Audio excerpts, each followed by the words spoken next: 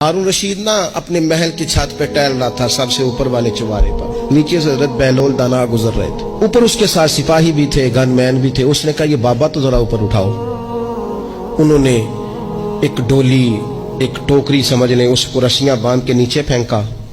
नीचे जो सिपाही थे उनको कहा कि ये बाबा जी को पकड़ के इसमें बिठाओ। उन्होंने जबरन थामा बाबा जी को, उसमें डाला। ऊपर वालों ने खींच लिया। 2-3 मिनट लगे। हारून रशीद के सामने हजरत बहलोल दाना पहुंच गए तो थोड़े नाराज भी हुए कि ये कोई तरीका तो नहीं ना बुलाने का।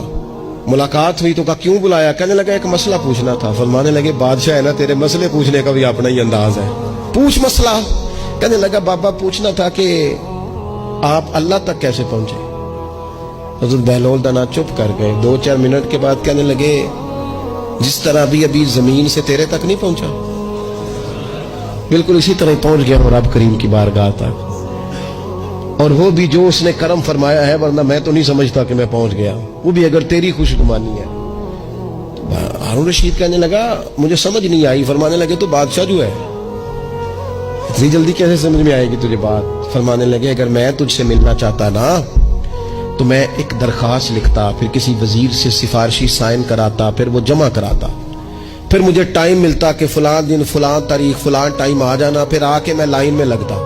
फिर भी तू बादशाह है, तेरा मूड बनता मिलने का कि ना बनता। जब मैं चाहता तो पता नहीं कितना टाइम लग जाता, जब तूने चाहा है ना तो 1 मिनट भी नहीं लगा। फरमाने लगे मैंने दावा ही नहीं किया कि मैं जद्दोजहद करके पहुंचूंगा। मैंने तो रब की बारगाह में आजिज़ी की है, फिर रब ने ही करम फरमाया है, उसी ने मेहरबानी की है। माना कि मोहब्बत के सफर में हर गांव पे 100 मुश्किल है, लेकिन ये सफर आसान भी है अगर साथ तुम्हारा हो जाए।